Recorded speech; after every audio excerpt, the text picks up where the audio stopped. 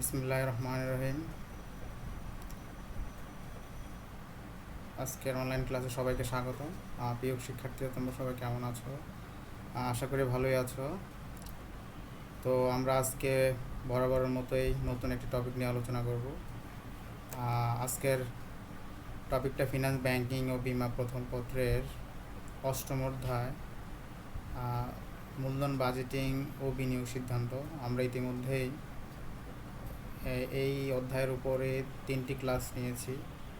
তো আজকেও আমরা এই অধ্যায় নিয়ে আলোচনা করব, তবে নতুন একটি টপিক নিয়ে। তো আশা করি শিক্ষার্থীরা তোমরা মনোযোগ দিয়ে পুরো ভিডিওটাই দেখবে।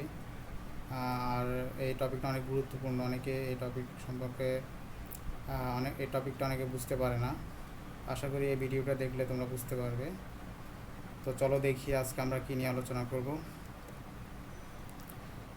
আজকে ফিনান্স, ব্যাংকিং ও বিমার প্রথম পত্রের মূলধন, বাজেটিং ও বিনিয়োগ সিদ্ধান্ত। তো আজকের টপিকটা হচ্ছে মূলত অভ্যন্তরীণ আয়ের হার। আমরা মূলধন, বাজেটিংয়ের বিভিন্ন টেকনিক সম্পর্কে আলোচনা করছিলাম। তো আজকে আমরা অভ্যন্তরীণ আয়ের হার দিয়ে কীভাবে মূলধন বাজেটিং করে সেই বিষয় সম্পর্কে ধারণা লাভ করব।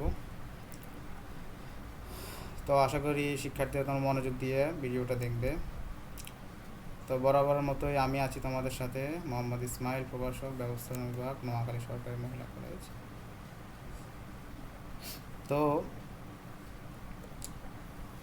শিখন ফল, অর্থাৎ আজকের এই সেশন থেকে শিক্ষার্থীরা যে সকল বিষয় জানতে পারবে।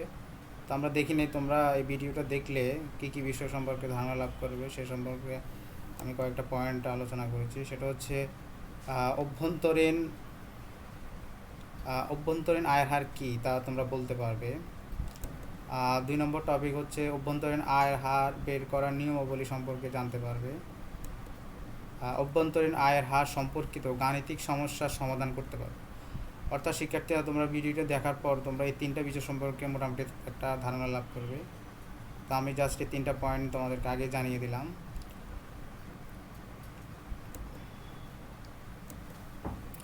প্রথমে আমরা শিখতে হবে আমাদের প্ল্যানিং অনুসারে আমরা আগে শিখতে হবে যে অভ্যন্তরীণ আয়ের হার কী। তো আগে আমরা সংজ্ঞাটা জেনে নিই। কোনো প্রকল্পের আয়ের হার হলো, কোনো প্রকল্পের অভ্যন্তরীণ আয়ের হার হলো সেই হার যে হারে নিট বর্তমান মূল্য মান শূন্য হয়। অর্থাৎ অভ্যন্তরীণ আয়ের হার হলো সেই হার যে হারে নিট বর্তমান মূল্যের মান শূন্য হয়।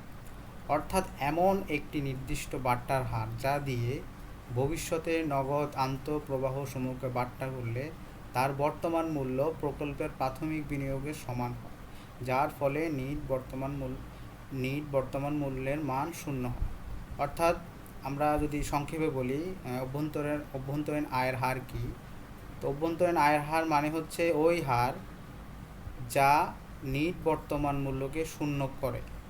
অর্থাৎ আমরা মূলধন বাজেটিংয়ে যে 3 নম্বর টেকনিকটা শিখেছিলাম সেটা হচ্ছে এনপিভি, কীভাবে এনপিভি বের করতে হয়। তো আমরা জানি যে এনপিভির একটি ধনাত্মক বা কিছু কিছু ক্ষেত্রে ঋণাত্মক মান বের হয়।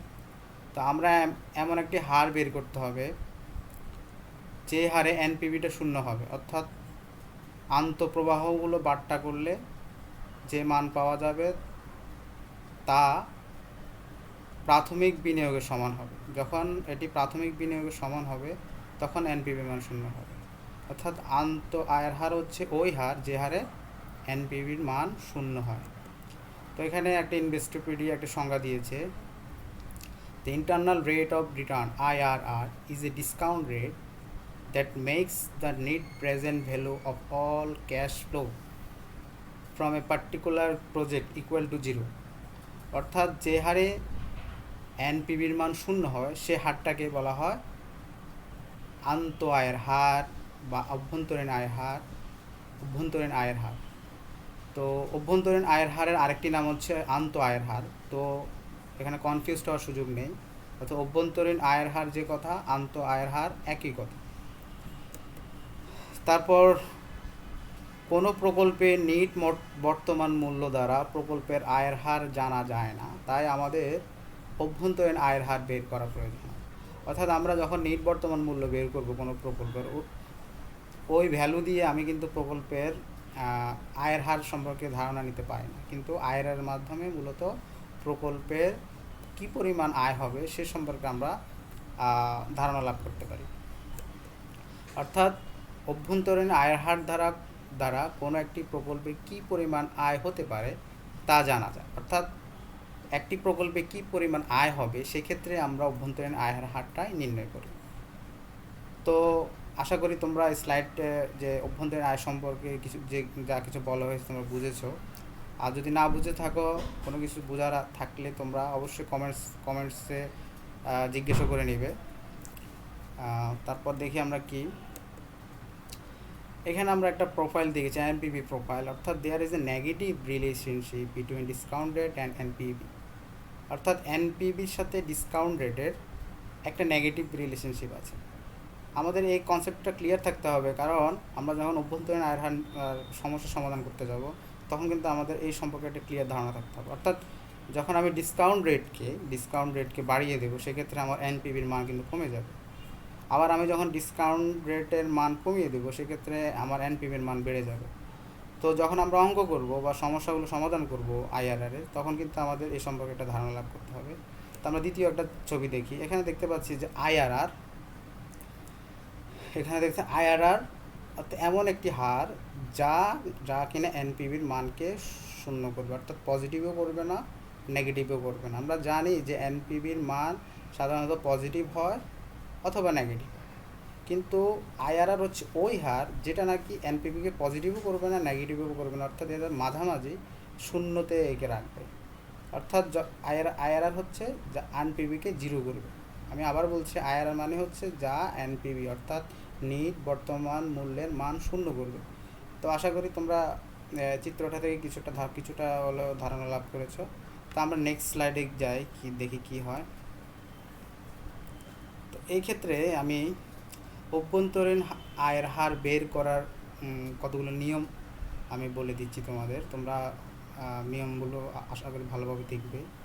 তো প্রথম নিয়মটা কি, আমরা যখন অভ্যন্তরীণ আয়ের হার সম্পর্কিত কোনো সমস্যার সমাধান করতে যাব সেক্ষেত্রে আমরা এই কয়টা পয়েন্ট আমাদের মনে রাখতে হবে। তো প্রথম পয়েন্টটা কি, প্রথম পয়েন্ট হচ্ছে প্রথমে প্রকল্পের মূলধন ব্যয়কে বাট্টার হার বিবেচনা করে প্রকল্পটির নিট বর্তমান মূল্য বের করতে হবে। অর্থাৎ প্রশ্নে যে মূলধন ব্যয় দেওয়া থাকবে সেক্ষেত্রে আমরা কি করতে হবে, প্রকল্পে যে পরিমাণ আন্তঃপ্রবাহ হবে সেগুলোকে বাট্টা করে প্রকল্পটির নিট বর্তমান মূল্য বের করতে হবে। অর্থাৎ আমরা যেভাবে এনপিভি বের করি সেভাবে এনপিভি বের করতে হবে। নিট বর্তমান মূল্যের মান যদি প্রথমে পজিটিভ বা ধনাত্মক হয় তাহলে মূলধন ব্যয়ের মান বা বাট্টার হার বাড়াতে হবে, যাতে করে নিট বর্তমান মূল্যের মান নেগেটিভ বা ঋণাত্মক আসে। আমরা যখন আইআরআর বা অভ্যন্তরীণ আয়ের হার বের করবো তো আমাদের দুটো মান দরকার, একটা হচ্ছে একটা পজিটিভ মান আর একটা হচ্ছে একটা নেগেটিভ মান। তো আমরা যখন প্রকল্পের মূলধন ব্যয়কে বাট্টার হার বিবেচনা করে প্রকল্পের আয়গুলোকে বাট্টা করে যে এনপিভি বের করব, তো এই এনপিভি যদি প্রথমে পজিটিভ আসে সেক্ষেত্রে আমরা মূলধন ব্যয়ের মান বাড়িয়ে এনপিভির একটি নেগেটিভ মান আনতে চেষ্টা করব। অর্থাৎ এটাই নিয়ম যে অভ্যন্তরীণ আয়ের হার নির্ণয় করার ক্ষেত্রে আমাদের একটি এনপিভির পজিটিভ মান দরকার, আরেকটি হচ্ছে এনপিভির একটি নেগেটিভ মান দরকার। তো শিক্ষার্থীরা তোমরা মনে রাখবে, যখনই অভ্যন্তরীণ আয়ের হার সম্পর্কে কোনো সমস্যা সমাধান করতে যাবে তো অবশ্যই এনপিভির দুইটা মান লাগবে তোমার, একটা হচ্ছে পজিটিভ মান আর একটা হচ্ছে নেগেটিভ মান। তো 3 নম্বর পয়েন্ট আমরা বলেছি, আর যদি মূলধন ব্যয়কে বাট্টার হার বিবেচনা করে এই হার দ্বারা নিট বর্তমান মূল্য নির্ণয় করলে এনপিভি এর মান নেগেটিভ, অর্থাৎ আমি যদি প্রথমেই মূলধন ব্যয়কে বাট্টার হার বিবেচনা করে এনপিভি বের করি আর এনপিভির মানটা যদি নেগেটিভ হয় অর্থাৎ ঋণাত্মক হয় সেক্ষেত্রে আমি বাট্টার হার কমিয়ে দিয়ে এনপিভির একটি পজিটিভ মান বের করব। অর্থাৎ প্রথমেই যদি আমি একটি ঋণাত্মক মান পাই সেক্ষেত্রে আমি বাট্টার হার কমিয়ে এনপিভির একটি পজিটিভ মান বের করতে হবে। অর্থাৎ আমাদের একটা নেগেটিভ মান দরকার আর একটা এনপিভির পজিটিভ মান দরকার। অর্থাৎ এই দুটো মান দিয়ে আমরা সূত্রে বসিয়ে আমরা আইআরআর এর সমস্যাগুলো সমাধান করব। তো আমরা আগেই বলেছি যে there is a negative relationship between the discount rate and net present value. অর্থাৎ ডিসকাউন্ট রেট বাড়ালে এনপিভির মান কমবে, ডিসকাউন্ট রেটের মান কমালে এনপিভির মান বাড়বে। তো শিক্ষার্থীরা আশা করি তোমরা পয়েন্টটা মনে রাখবে ভালো করে। অর্থাৎ এনপিভির একটি পজিটিভ, একটি ধনাত্মক এবং একটি নেগেটিভ অর্থাৎ ঋণাত্মক মান লাগবে। বারবার প্রচেষ্টার মাধ্যমে আইআরআর নির্ণয় করা হয় বলে এই পদ্ধতিকে ট্রায়াল অ্যান্ড ইরোর পদ্ধতি বলা হয়। অর্থাৎ আমরা একবার একটা বাট্টার হাত ধরে এটাকে পজিটিভ মান বের করতে হয়, আবার একটা বাট্টার হাত ধরে নেগেটিভ মান বের করতে হয়। অর্থাৎ বারবার প্রচেষ্টা আমরা চালিয়ে আমরা একটা আইআরআর বের করি, যার কারণে এটাকে ট্রায়াল অ্যান্ড ইরোর প্রসেস বা ট্রায়াল অ্যান্ড ইরোর পদ্ধতি বলা হয়। তো এই হলো মূলত অভ্যন্তরীণ আয়ের হার বের করার একটি সাধারণ নিয়মাবলী। তো দেখি আমরা কিভাবে অভ্যন্তরীণ আয়ের হার সম্পর্কীয় গাণিতিক সমস্যা সমাধান করব। তো আমরা নেক্সট স্লাইডে গিয়ে দেখি। হ্যাঁ, এখানে আইআরআর নির্ণয়ের সূত্রটা আমরা দিয়ে দিয়েছি, তোমরা ভালো করে দেখো। সেটা হচ্ছে IRR is equal to LR. IRR is equal to LR. LR মানে হচ্ছে লোয়ার ডিসকাউন্ট রেট, এলআর মানে হচ্ছে lower discount rate, LR lower discount rate plus NPV at lower discount rate. অর্থাৎ লোয়ার ডিসকাউন্ট রেটে আমি যে এনপিভির ভ্যালু পেয়েছি সেটি উপরে থাকবে। তারপর হচ্ছে NPV at lower rate minus NPV at higher discount rate. অর্থাৎ এনপিভির একটি লোয়ার ডিসকাউন্ট রেট দিয়ে আমরা যে এনপিভিটা পাবো মাইনাস হায়ার ডিসকাউন্ট রেট, অর্থাৎ হায়ার ডিসকাউন্ট রেটে আমরা একটা এনপিভি পাবো। তো ওই দুটো আমাকে বিয়োগ দিতে হবে নিচে, গুণ higher discount rate minus lower discount rate, অর্থাৎ এলআর মানে হচ্ছে লোয়ার ডিসকাউন্ট রেট। অর্থাৎ আমরা এনপিভির একটি পজিটিভ মান বের করি, আরেকটা হচ্ছে নেগেটিভ মান বের করি। তো আমরা হায়ার ডিসকাউন্ট রেট দিয়ে একটা এনপিভি পাই, আবার লোয়ার ডিসকাউন্ট রেট দিয়ে একটা এনপিভি পাই। তো আইআরআর হচ্ছে ইন্টারনাল রেট অফ রিটার্ন, অভ্যন্তরীণ আয়ের হার। এলআর অর্থাৎ নিম্ন বাট্টার হার, অর্থাৎ নিম্ন বাট্টার হারে আমি যে একটা এনপিভি ভ্যালু পাবো সেটা নির্দেশ করতেছে। তার আরেকটা হচ্ছে HR, higher discount rate. NPV at LR অর্থাৎ নিম্ন মানের বাট্টার হারের এনপিভি, অর্থাৎ নিম্ন মানের যখন আমি নিচে ছোট বাট্টার হারে যে এনপিভি পাবো তার ভ্যালুটা। আর আরেকটা হচ্ছে এনপিভি অ্যাট এইচআর অর্থাৎ উচ্চ মানের বাট্টার হারের এনপিভি, অর্থাৎ হায়ার ডিসকাউন্ট রেটে আমি যে এনপিভির ভ্যালু পাবো সেটাকে বলা হচ্ছে। তো আশা করি তোমরা সূত্রের বিভিন্ন অংশ সম্পর্কে ধারণা লাভ করেছো। তো তোমরা ভালো করে সূত্রটা দেখে নেবে, পরীক্ষায় এই ধরনের অঙ্ক আসলে সূত্রটা সম্পর্কে তোমাদের মোটামুটি ভালো ধারণা থাকতে হবে এ সম্পর্কীয় গাণিতিক সমস্যা আসলে। তো আমরা একটা সমস্যা দেখব যে জীবন ট্রেডার্স একটি প্রকল্পে 30,000 টাকা প্রয়োজন। জীবন ট্রেডার্স একজন ব্যক্তি একটি প্রকল্পের জন্য 30,000 টাকা প্রয়োজন। আর এটা হচ্ছে তার প্রকল্পের আউটফ্লো অর্থাৎ সিএফও যেটাকে বলা হয়।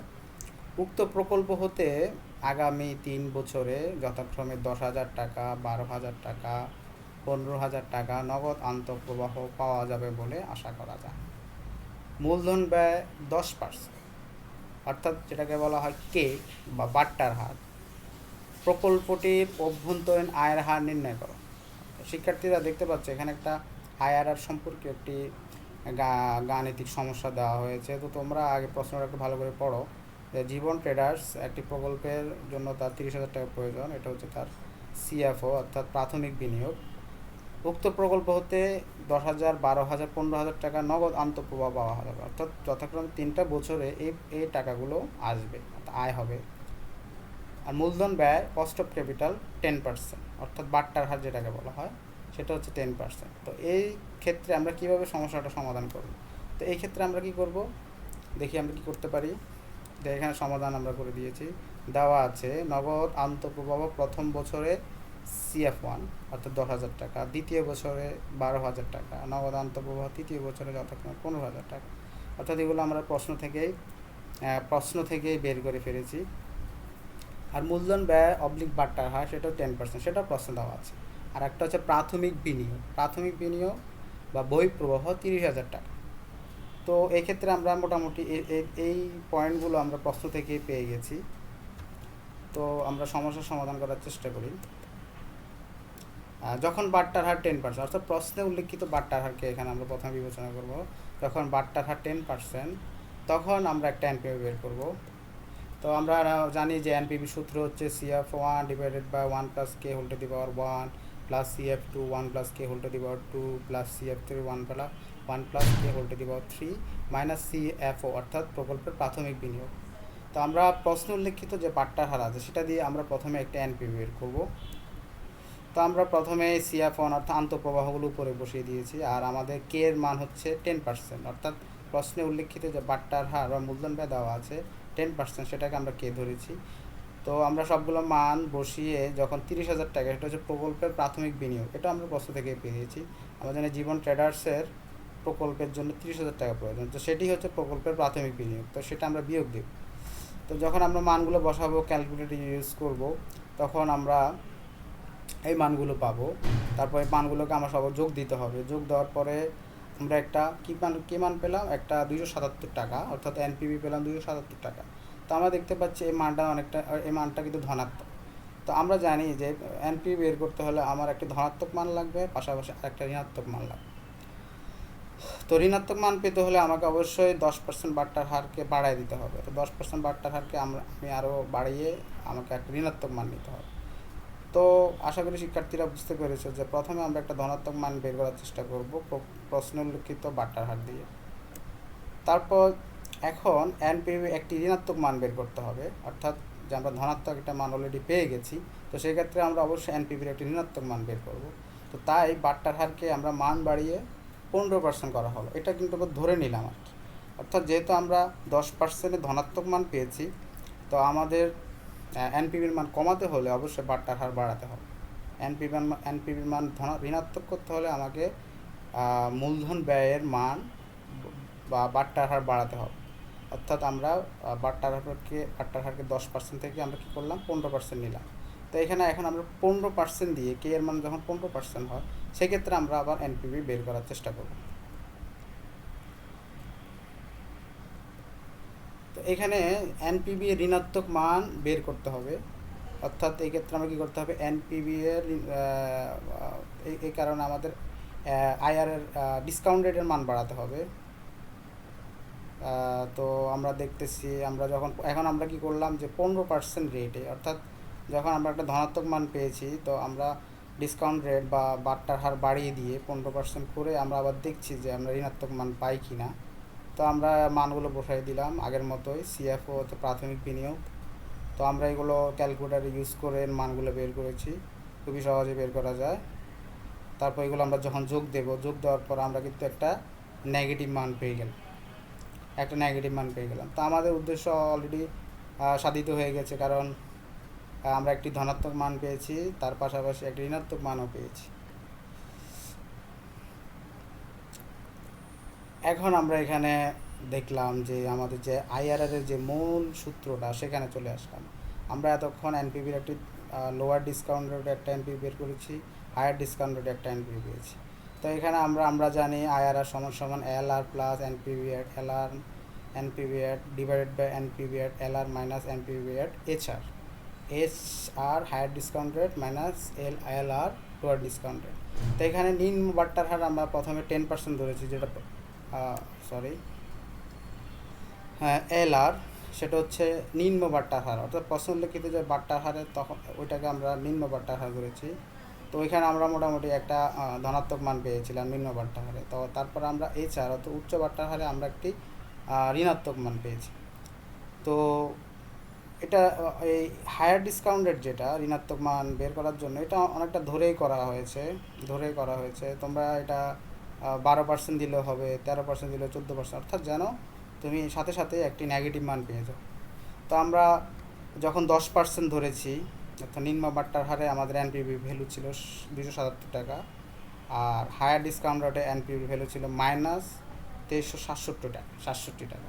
তো আমরা মোটামুটি সূত্রের যে মানগুলো দরকার আমাদের, সেই মানগুলো আমরা অলরেডি পেয়ে গেছি। তো এখন কিন্তু অঙ্কটা করা একেবারেই সহজ, কারণ আমরা অঙ্কের বিভিন্ন অংশ সম্পর্কে বিভিন্ন অংশ বের করে ফেলেছি। তো আমরা এখন জাস্ট কী করব, এই মানগুলো যা সূত্রে বসালে আমরা অঙ্কটা সমাধান করতে পারবো।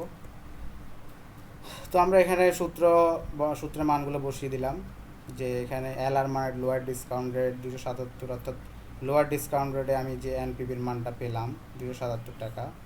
তারপরে আমি কি করলাম, 277 এখানে বসালাম সূত্রের অনুযায়ী। তারপর এটা যে সূত্রের মাইনাস, আর এটা হচ্ছে আমরা যে ঋণাত্মক, অর্থাৎ হায়ার ডিসকাউন্ট রেটে আমরা যে ঋণাত্মক এনপিভি পেলাম, তো আমরা সেটা বসিয়ে দিলাম। তো এখানে এইচআর অর্থাৎ higher discount rate minus lower discount rate, অর্থাৎ higher discount rate 15%, lower discount rate 10%। তো আমরা এগুলো সূত্রের মান অনুসারে বসিয়ে দিলাম। তো এখানে আমরা সূত্র মাইনাসে প্লাস হয়েছে এখানে। তো আমরা রীতিমতো আমরা যেভাবে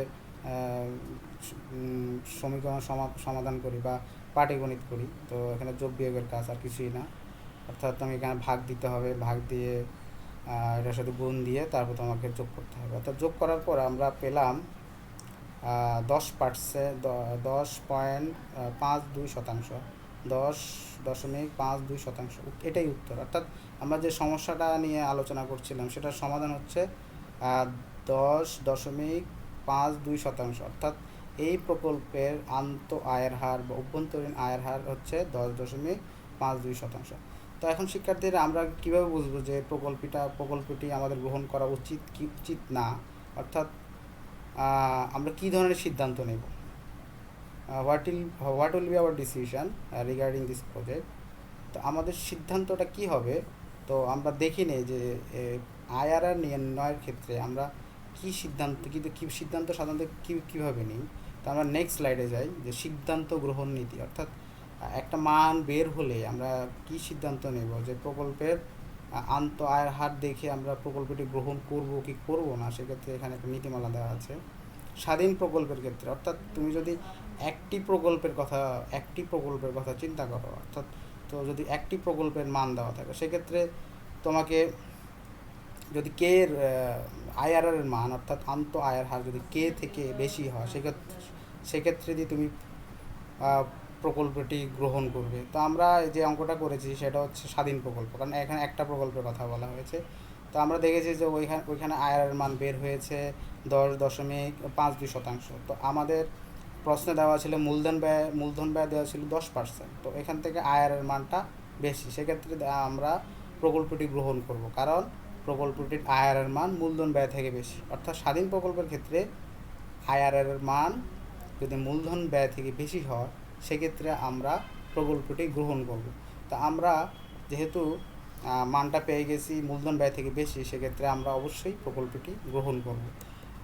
তো পরস্পর বর্জনশীল প্রকল্পের ক্ষেত্রে, অর্থাৎ 2 বা ততোধিক প্রকল্প যদি প্রশ্ন দেওয়া থাকে, অর্থাৎ ABCD অর্থাৎ 3-4টা প্রকল্প যদি দেওয়া থাকে, তো আমরা কোন প্রকল্পটা গ্রহণ করব, এটা টোটালি ডিপেন্ড করতেছে যে প্রকল্পের আইআরআর এর মান বেশি। অর্থাৎ 3টা প্রকল্প দেওয়া থাকে, তো 3টা প্রকল্পের মধ্যে যেটির আইআরআর এর মান বেশি, সেই প্রকল্পটা আমরা গ্রহণ করব। তো আশা করি শিক্ষার্থীরা তোমরা বুঝেছো কীভাবে আইআরআর রিলেটেড কোনো অঙ্ক আসলে তোমরা কীভাবে প্রকল্প নির্বাচন করবে বা মূলধন বাজেটিং করবে। তো আশা করি তোমরা অনেকটাই ক্লিয়ার হয়েছো। তো বাসায় তোমরা প্রচুর প্র্যাকটিস করবে অঙ্কগুলো। আর আশা করি যদি তোমাদের কোনো সমস্যা থাকে তোমরা কমেন্ট সেকশানে প্রশ্ন করতে পারো, আইআরআর রিলেটেড কোনো সমস্যা যদি তোমরা ফেস করো। তো আশা করি তোমরা বাসায় গিয়ে বাসায় এই ধরনের অঙ্ক প্র্যাকটিস করতে হবে। Practice makes a man perfect. তো প্র্যাকটিস করা ছাড়া আসলে গাণিতিক সমস্যার কোনো সহজ সমাধান নেই। তো আশা করি তোমরা সবাই ভালো থাকবে, ভালো আছো, আর আমাদের জন্য দোয়া করবে। আর সবাই অনলাইন ক্লাসে মনোযোগ দিয়ে ভিডিওগুলো দেখবে। অনেকে আছে ভিডিওগুলো ঠিকভাবে দেখে না। তো তোমরা ভিডিওগুলো দেখবে ভালো করে A to Z, তাহলে তোমরা মোটামুটি পড়াশোনার একটা গতিতে থাকবে। আর না হলে পড়াশোনা কিন্তু নষ্ট হয়ে যাবে, কারণ অনেক দিন কলেজে আসো না। তো আশা করি তোমরা কিছুটা হলে এই ধরনের ক্লাসগুলো করে কিছুটা হলেও লাভবান হবে। তো সবাই ভালো থাকবে, সবার জন্য দোয়া করো। আল্লাহ হাফিজ।